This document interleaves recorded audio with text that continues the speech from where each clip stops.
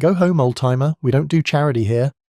That's what the salesman said to Robert Whittaker, 80 years old, faded USMC cap, jeans worn soft at the knees, standing in the middle of a luxury dealership with a cashier's check folded in his shirt pocket for the exact amount of the silver Mercedes convertible parked in the centre of the showroom. His wife Margaret had dreamed about that car for 41 years. She died on a Tuesday in March. Robert had come to buy it for her anyway. He didn't argue. He didn't raise his voice. He just turned around and walked out. But the young woman pouring coffee 2 doors down had seen the whole thing through the glass. And she was already reaching for her phone. If you believe an 80-year-old veteran deserves better than to be laughed out of a showroom, type "honour" in the comments before you watch another second. Robert Whittaker lived alone now in a small white farmhouse at the end of a gravel road in Fauquier County, Virginia. The porch swing still creaked the way it had when Margaret used to sit on it with him every evening after dinner, watching the sun drop behind the tree line. He hadn't sat on it since the funeral. He couldn't bring himself to. The rocking chair in the living room, the reading lamp on her side of the bed, the mug with the chipped handle she always used for her morning tea. Every small thing in that house was an ambush. But Robert was a patient man. He had learned a long time ago that grief, like certain other things, was best carried quietly. He was 6'1", though he stood closer to 5'11" now, the years having pressed him down by inches he never noticed until he looked at old photographs. His hair was thin and white, combed the same way he had combed it since 1963. He had a narrow scar that ran from the corner of his left eyebrow, down into his hairline, pale and barely visible unless you knew where to look. His hands were large and weathered, with knuckles that had been broken and set more than once, and there was a tremor in his right hand that came and went without warning. Most people assumed it was age. It wasn't. He wore the same USMC cap he had worn for 32 years, faded to a colour somewhere between grey and the memory of green, the eagle globe and anchor on the front cracked along one edge, where a piece of shrapnel had grazed it a lifetime ago. He had never replaced the cap. He had never seen the point. Margaret had once told him that cap looked like it belonged in a museum. He had told her it probably did. What none of the salesmen at Harbour Luxury Motors would realise, until it was much too late, was that the old man in the faded cap had walked into their showroom carrying more than a cashier's cheque. He was carrying a name, and that name was hanging on a wall in a dealership owner's office less than 6 miles away, in a framed black and white photograph that the owner's father had left him when he died. Margaret had always been the dreamer between them. Robert had been the steady one, the one who paid the mortgage on the farm 3 months early every year, who kept the old Ford running past 300,000 miles, who refused to buy anything he couldn't fix himself. Margaret had been the one who cut pictures out of magazines and taped them to the refrigerator, a cabin in Colorado they would never own, a trip to Ireland they would never take, and the car, always the car. The silver Mercedes SL convertible had been pinned to the refrigerator since 1983. A Christmas catalogue from a dealership in Richmond had come in the mail, and Margaret had cut out the picture and stuck it under a magnet shaped like a strawberry, and there it had stayed, yellowing and curling, for over 4 decades. Every year or two she had swapped the old picture for a newer one. The strawberry magnet never moved. She had never once asked him to buy it. She knew they didn't have the money. They had raised 2 children on a mechanic's pension and a part-time bookkeeper's salary, and they had done it without debt, which in Robert's mind was the only metric that mattered. But when she got sick in November, and the doctor used the words palliative care with the gentleness of a man who had said them many times before, Margaret had looked at Robert from the hospital bed and said, very quietly, that she wished she had seen one. Just once, just sat behind the wheel. She died 47 days later. He hadn't gotten her there. Robert sold 40 acres of the back pasture to a neighbour in April. Land his grandfather had cleared. He signed the papers without flinching, drove home, and sat in the kitchen for 3 hours looking at the strawberry magnet. Then he took the picture down, folded it carefully, and put it in his wallet. The cashier's cheque in his shirt pocket was for $94,600. He had driven an hour and 20 minutes to Harbour Luxury Motors because they were the closest dealership that had the car in silver. What he did not know, as he pulled his rust-edged Ford into a visitor's spot near the glass front doors, was that the man who owned Harbour Luxury Motors had spent the last 19 years looking for him. The showroom at Harbour Luxury Motors was the kind of place built to remind people of what they couldn't afford. Polished marble floors the colour of wet bone, halogen lights set in ceilings so high the sound of footsteps came back a half-second late. The cars were arranged on white platforms like sculptures in a museum, each one tilted just slightly to catch the light along a curve of the fender. The silver Mercedes SL sat closest to the front window, rotating very slowly on a motorised display, its paint so clean it looked wet. Robert stopped just inside the door. He took his cap off, the way he always did when he entered a building, and held it in both hands in front of him. A young woman at the reception desk glanced up, registered the jeans and the flannel shirt and the cap, and went back to her computer without a word.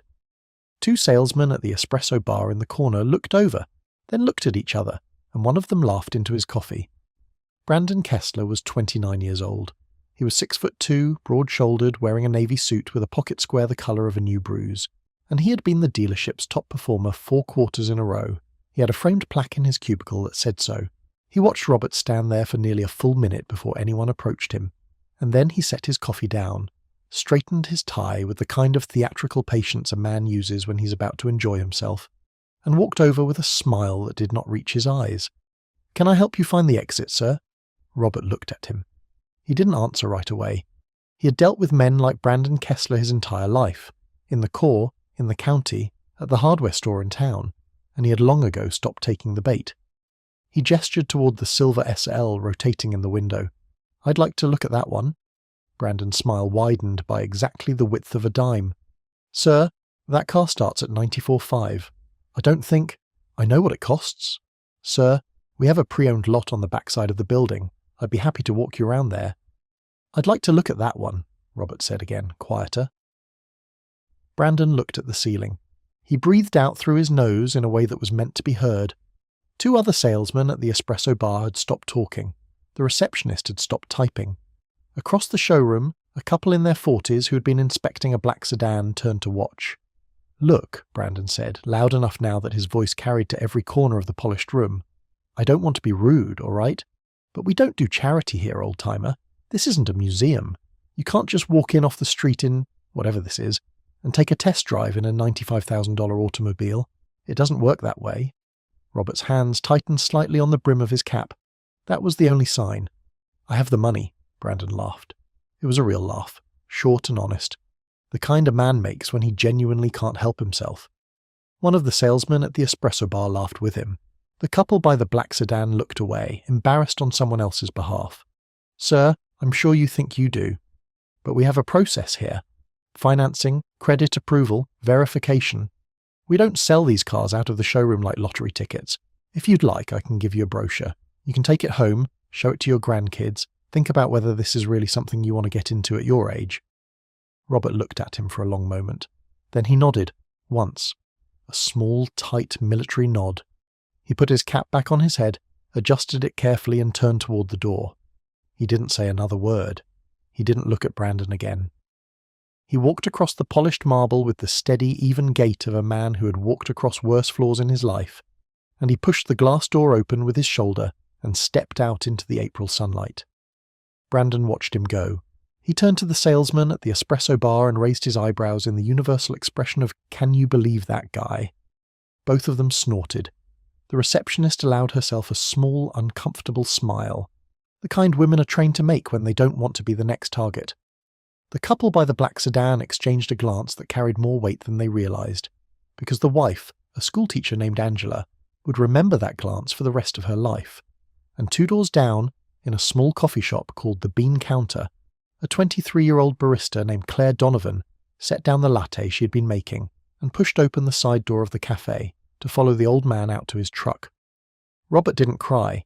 He had not cried at the funeral, and he had not cried when he signed the papers selling the back pasture, and he was not going to cry in the parking lot of a luxury dealership while a 23-year-old girl he had never met walked toward his truck. But he stood for a long moment with his hand on the door handle, looking at nothing in particular, and when Claire Donovan got within 10 feet of him, she saw that his shoulders were trembling very slightly, and his jaw was set in the particular way a man sets his jaw when he is holding something that wants badly to come out. She slowed down. She had been a waitress and a barista for 5 years, and she knew how to approach people who did not want to be approached. "Sir," she said, "Excuse me, sir." Robert turned his head. His eyes were dry, but they were the eyes of a man who'd seen a great deal and remembered most of it. "I'm sorry, miss. I don't need anything." "I know. I saw what happened in there. Through the window. I saw what that man said to you." Robert looked down at his hand on the truck door. "It doesn't matter." "It does matter. What you came here for. I don't know what it was, but it mattered, didn't it?" He didn't answer. The April wind moved through the parking lot and carried with it the smell of warm asphalt and cut grass and, faintly, somebody's gasoline mower on the other side of the strip mall. A crow landed on a streetlight and made a sound like an old door. "My wife," Robert said finally without looking at her. "She wanted one of those, for 41 years. She died in March." Claire's breath stopped for a second. She had expected almost any other answer in the world. "She never got to sit in one," Robert added, "not once. I sold some land, I came here to buy it. Not for me. I just wanted, I don't know, I just wanted her to have it. Even though she—" His voice stopped. It didn't break. It just stopped, the way a man's voice stops when he is not going to let it do anything else. Claire Donovan felt something hot and shaking move through her chest. She was not the kind of person who involved herself in other people's business, but she stood in that parking lot with her apron still tied around her waist, and she made a decision that would, in 40 minutes, change more than she knew. "Sir," she said, "would you sit in your truck for just a minute? I need to make a phone call." Robert looked at her. He didn't understand what she was asking, but he had spent 80 years being patient with people, and he did not see any reason to stop now. He nodded once, got into the cab of the Ford and closed the door. Claire walked about 15 feet away, turned her back to the truck and took her phone out of her apron pocket. She scrolled through her contacts with a thumb that was shaking slightly. She had worked at the bean counter for 2.5 years, and every morning at 7:15 the same man came in and ordered the same black coffee and left a $5 tip on a $3 drink, and he had been kind to her in a quiet, steady way when her mother had been in the hospital the previous fall. He had paid her tuition that semester. He had never once asked her to thank him. His name was Daniel Hartwell, and he owned Harbour Luxury Motors, and his private cell phone number was saved under the name Dan Coffey in her phone because he had told her the first time he gave it to her that he didn't like the sound of his own last name. She tapped the number. It rang twice. "Claire?" "Mr. Hartwell, I'm sorry to call you. I know you're busy, but I need to tell you something. It's about your dealership." There was a short pause. His voice changed, a half step lower, more focused. "Go ahead," she told him. She told him about the old man in the faded cap and the flannel shirt. She told him about Brandon Kessler and the words he had used, word for word, because she had been standing close enough to the window to hear them clearly through the open side door of the cafe. She told him about the cashier's check the old man had mentioned in the parking lot, and about the wife who had died in March, and about the picture on the refrigerator for 41 years. She told him the man's name was Robert Whittaker, because he'd said it quietly while he was opening his wallet to show her the folded magazine picture, and then she apologized for bothering him and said she hoped she hadn't overstepped, and she waited for him to answer. On the other end of the line, 6 miles away, Daniel Hartwell was standing in his office, on the second floor of a steel and glass office building. He had been about to pour a cup of coffee. He did not pour it. He did not move at all for nearly 4 full seconds. "Claire, say that name again." "Robert Whittaker, sir. He's wearing a USMC cap. He said something about Kisan, but I don't—" She heard a sound on the other end of the line that she would later describe to her boyfriend that night as the sound a man makes when a wall inside of him falls down. "Claire, listen to me very carefully. Do not let him leave that parking lot. I do not care what you have to do. I'm 12 minutes away. I'm leaving now." Daniel Hartwell was 54 years old. He had been a Marine Corps infantry officer for 16 years and a car dealer for 22 more, and in all that time he had made very few decisions without thinking them through twice. He made this one in less than a second. He left his coffee on the credenza. He left his suit jacket on the back of his chair. He walked out of his office without telling his assistant where he was going, took the stairs 2 at a time instead of waiting for the elevator, got into the black Range Rover parked in the space marked Owner at the bottom of the lot, and pulled out onto Route 29 going 11 miles over the speed limit. On the wall of his office, behind the desk he had just left, hung a framed black and white photograph that had belonged to his father. The photograph had been taken in February of 1968, in a place that no longer existed on any map, and it showed 7 United States Marines standing in a trench with sandbags stacked behind them and rain running off their helmets in sheets. 6 of them were wearing the rank insignia of corporals and sergeants. The 7th, standing at the left end of the line with his hand resting on the shoulder of the man next to him, was a young lance corporal with a narrow face and a small, unsmiling mouth and eyes that looked a decade older than the rest of him. The man next to him, the one whose shoulder he was touching, was Daniel Hartwell's father.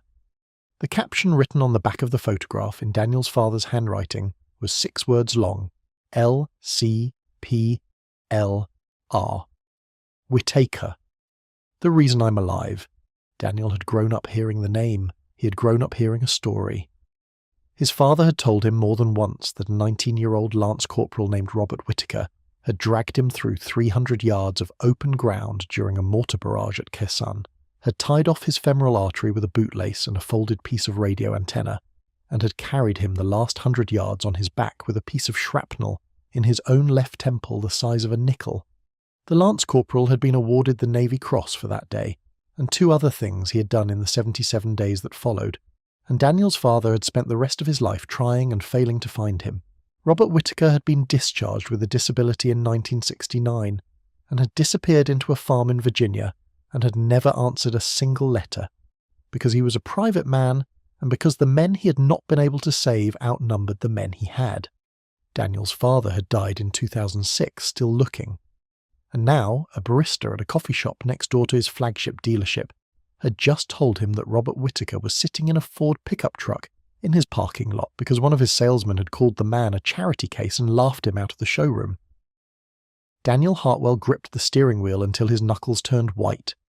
Inside Harbour Luxury Motors, Brandon Kessler was telling the story for the 3rd time. He had moved from the espresso bar to the sales pit, where a cluster of 4 other salesmen and 2 finance managers had gathered around his cubicle to hear it. His version had grown some. By the 3rd telling, the old man had smelled faintly of bourbon. By the 3rd telling, the cashier's check had been imaginary. By the 3rd telling, Brandon had been doing the dealership a favour by keeping the riffraff out of the showroom, and he was expecting the sales manager to thank him for it. "I'm telling you," he said, leaning back in his chair with his hands clasped behind his head, "you let one of those guys in. Next thing you know, we've got every VFW hall in the Tri-County area sending their grandpas down here to kick the tyres. They want to feel important. That's what it is. Dude probably has $11 in his checking account and a VA pension. You got to set the tone early." One of the finance managers, a man named Marcus Webb, who had 3 tours in Iraq behind him and had never told anybody at the dealership about them, closed his laptop very quietly and walked back to his office without saying anything. He had learned a long time ago that there were some conversations it was not worth having with people who would not understand them. 2 cubicles down, Angela Costa, the schoolteacher who had been looking at the black sedan with her husband, was standing at the coffee service with a paper cup in her hand. She was pretending to read a pamphlet. She was not reading the pamphlet. Her husband had gone outside to take a phone call from their daughter's school, and Angela was watching Brandon through the potted ficus next to the service counter with the expression of a woman who was about to say something she had been rehearsing for 20 years. She never got the chance, because at that moment, through the front glass of the showroom, a black Range Rover with a dealer plate on the front bumper came into the parking lot at a speed that made the receptionist look up. It did not go to the owner's space. It pulled directly across 3 visitor spaces and stopped at an angle beside a rust-edged Ford pickup truck, and a tall man in a white dress shirt with the sleeves rolled to the elbows got out without bothering to close the door behind him. Brandon Kessler did not notice. He was still talking. He was explaining to the other salesman, with the confidence of a man who has never yet been corrected, that what the dealership needed was a stronger front door policy. He was suggesting a dress code for customers. He was, in his own mind, being visionary. The salesmen around him were nodding in the particular way men nod when they have already decided they agree with whoever is most likely to be promoted. None of them saw Daniel Hartwell walk up to the Ford. None of them saw him stop at the driver's window and place one hand very gently against the door frame. And none of them heard the first words Daniel said, through the glass to the man inside the truck. But the words were these: "Lance Corporal Whitaker, sir, my name is Daniel Hartwell. My father was Sergeant James Hartwell. I've been looking for you my entire life." Robert Whitaker rolled the window down. He had heard the name James Hartwell once. He had heard it in 1968, screamed by a 24-year-old sergeant from New Jersey as Robert dragged him through the mud of Hill 881 South, with a bullet in his thigh and the whistle of incoming mortars in the air like a tea kettle that never stopped. He had heard it 3 days later, when the doctors at Da Nang had put James Hartwell onto a medevac flight to Japan, and told Robert the sergeant would live. He had not heard it since. He had not known whether James Hartwell had survived the year or the decade or the life. He looked at the tall, grey-haired man standing at his window, and he looked at the eyes on that man's face, and he saw in them the exact shape of a face he had not seen in 57 years. "Your father," Robert said. His voice was lower than it had been in the showroom. "He made it home." "He made it home, sir. He had a good life. He died of a heart attack in 2006. He named me after his grandfather, but he told me stories about you my entire childhood. He—" Daniel Hartwell stopped. He took a breath. He was a grown man and a combat veteran in his own right, and he had not cried in front of another man since he was 7 years old, and he was not about to start now, but he had to take a moment before his voice would work again. "He looked for you, sir. He looked for you for 38 years. He wrote letters. He called the VA. He—" "I didn't answer them," Robert said quietly. "I know. There were 12 men in my squad on February the 23rd. 8 of them didn't come home. I couldn't. I didn't know how to be somebody's hero when—" Robert's hand came up to his face and stayed there for a moment. I'm sorry I didn't answer. If I'd known he had a son—" "Sir, please. You don't have to apologize to me for anything." Daniel took another breath. He looked at the dealership behind him, the glass facade gleaming in the April sun, the silver Mercedes still rotating slowly in the front window, the small dark shapes of Brandon Kessler and the other salesmen moving around inside like figures in a snow globe that was about to be shaken. He looked back at the old man in the Ford.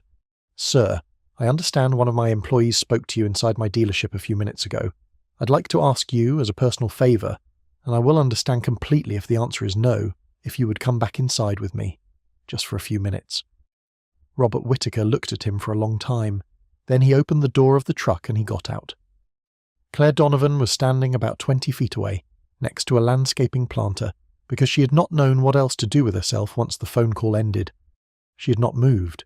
She watched Daniel Hartwell walk around to the passenger side of the Ford and open the door for Robert and then offer him his arm, and she watched Robert take it, not because he needed the support, but because he understood, as some men do, that the offering of an arm is its own kind of salute.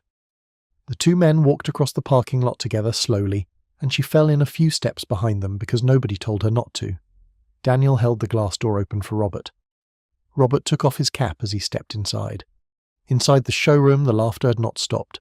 Brandon Kessler was still in the sales pit, leaning back in his chair mid-sentence, telling the other salesman that what he had done was actually a kindness, because imagine what would have happened if the old guy had made it as far as the test drive paperwork and realised he couldn't afford. Brandon saw Daniel first. His face did something complicated. It started as a smile, and then it tried to become a different smile, and then it gave up and became nothing at all. Daniel walked past him without looking at him. Daniel was walking toward the centre of the marble floor with Robert Whittaker on his arm, and the silver Mercedes SL was rotating slowly behind them like something out of a dream. The showroom went quiet. Every salesman stood up. The receptionist put her phone down. Angela Costa set her paper cup on the edge of the ficus planter and forgot about it entirely. The couple's daughter, 17 years old and on her phone in a leather chair near the front, looked up and put the phone down slowly because she could feel, in the way teenagers can feel things, that the air in the room had just changed. Daniel Hartwell stopped in the centre of the showroom floor. He turned and faced Robert Whittaker, and then, in front of every employee, in front of every customer, in front of the slowly rotating car, and the polished marble and the halogen lights, and the framed plaques on the walls that said, Employee of the Month and Top Performer 4th Quarter, Daniel Hartwell took a single step backward, braced his right hand on the edge of a display platform, and lowered himself down onto one knee. Somebody in the showroom gasped. It might have been the receptionist. It might have been Angela Costa. It might have been Claire Donovan, standing just inside the glass door with her apron still tied around her waist. Lance Corporal Whittaker, Daniel said, and his voice was clear and steady and loud enough for every person in that showroom to hear. On behalf of my father, Sergeant James Hartwell, who owed you his life, and on behalf of this dealership, which has failed you today in a way I did not think was possible, I am asking for your forgiveness. I am asking for it in front of every person here, because what was done to you was done here, and what is said to you needs to be said here too. Brandon Kessler had gone the colour of old paper. He had not moved. He was beginning slowly to understand something about the rest of his afternoon. Robert Whittaker stood very still.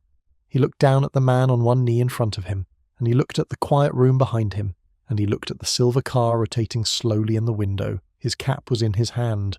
His hand was shaking. The tremor he had carried for 57 years, the one no doctor had ever entirely explained. And for once he did not try to still it. "Get up, son," he said softly. "Marines don't kneel for each other." "With respect, sir," Daniel answered. "This one does." He stayed on his knee for another 3 seconds. Then he rose slowly to his feet, straightened his shirt and turned in place until he was looking directly at Brandon Kessler. "Brandon." Brandon's mouth opened. Nothing came out of it. "You're going to collect your personal items from your cubicle. You're going to do it now. You're going to do it in the next 4 minutes. You're not going to speak to me while you do it, and you're not going to speak to this gentleman at any point for any reason. Eddie at the security desk will walk you to your car. Your final paycheck will be mailed to the address we have on file, along with a letter from my attorney explaining the terms of your separation. I would advise you to read it carefully." Brandon made a small sound. It was a sound that was trying to become the word "sir" and not succeeding. "I am not finished," Daniel said. His voice had not risen. That was what made it terrible. "Every person in this room is going to hear what I am about to say, because every person in this room watched what happened and did not stop it, and I include myself in that, because this is my dealership, and my culture, and my failure." The man standing next to me is named Robert Whittaker.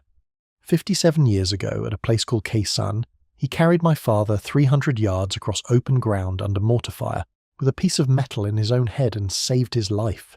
He has a Navy Cross for what he did that day. He has 2 silver stars for what he did the days after. He has a Purple Heart with 2 oak leaf clusters. He has been awarded by the government of the United States some of the highest decorations a human being can receive in this life. And he walked into my dealership today wearing a cap he has owned for 32 years, to buy a car his wife of 52 years dreamed about for 41 of them. And one of my employees told him to go home because we don't do charity here. Daniel's voice caught on the last word. He stopped. He let it catch. He did not pretend it had not. "Brandon," he said, "go." Brandon went. He went so quietly that the only sound in the showroom was the soft hum of the display platform under the silver Mercedes, still rotating, still catching the light along the curve of its fender.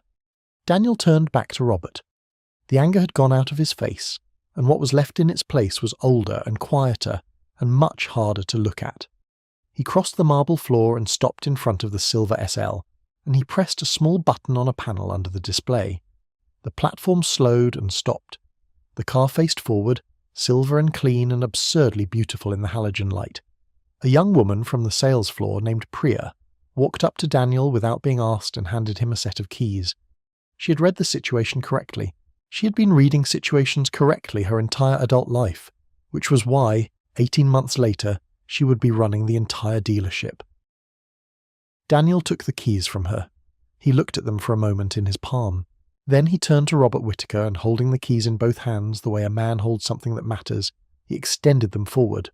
"Sir," he said, "the car is yours.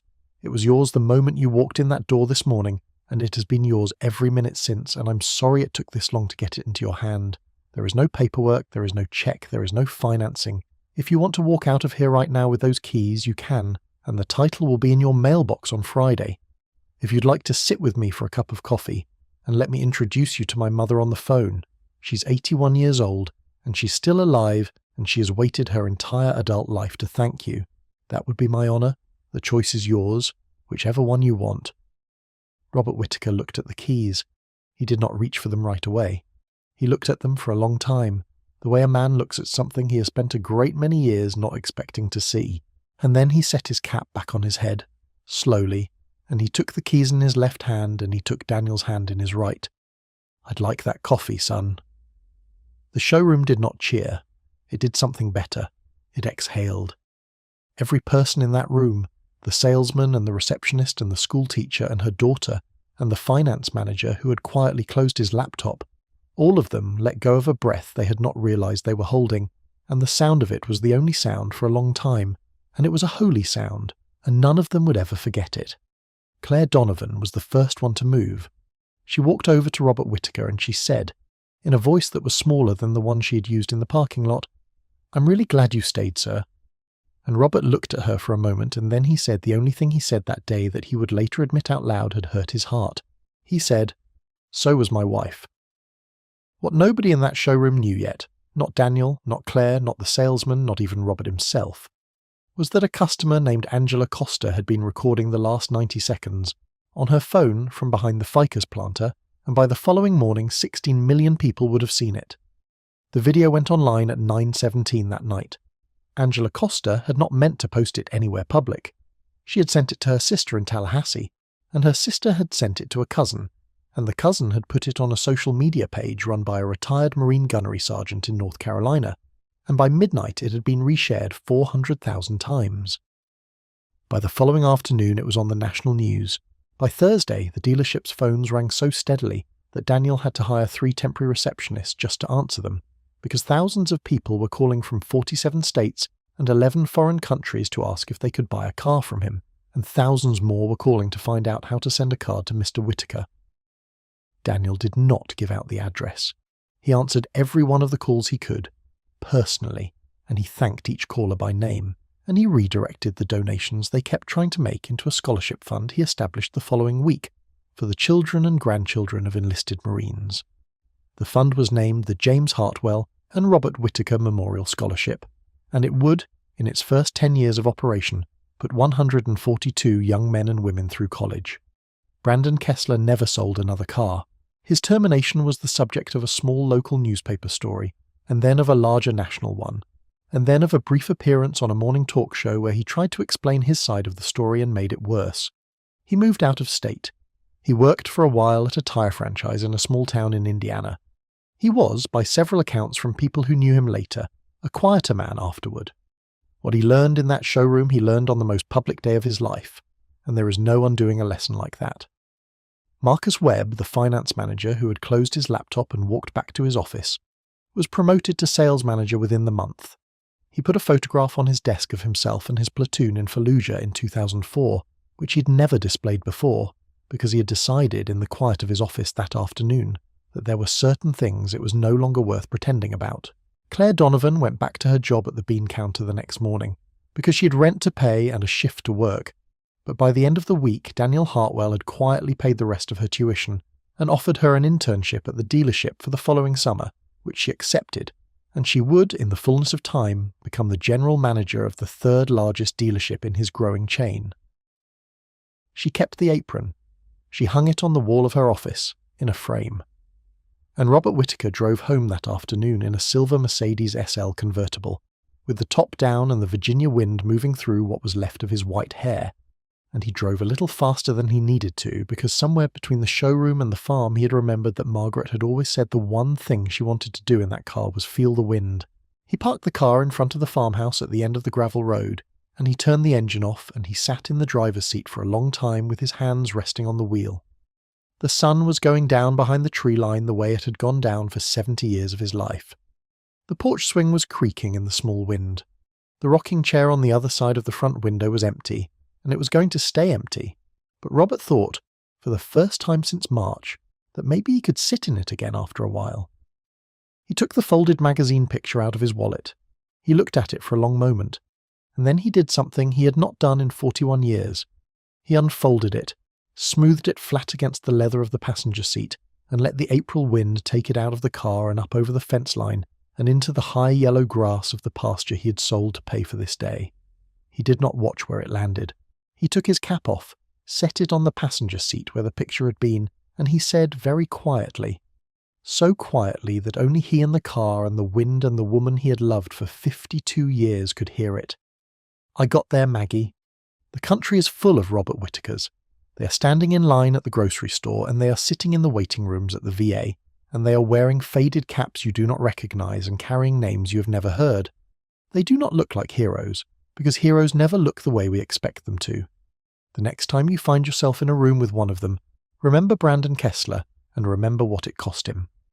And remember Daniel Hartwell, who knelt on his own marble floor for the right reason, on the right day, in front of the right man. If this story moved you, hit the subscribe button right now. We tell the stories of the quiet ones every week on this channel, and we do it because somebody has to. Share this with a veteran you love.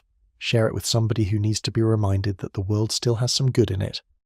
Comment the word respect below if you believe an old man in a faded cap deserves better than a locked door. We'll see you in the next story.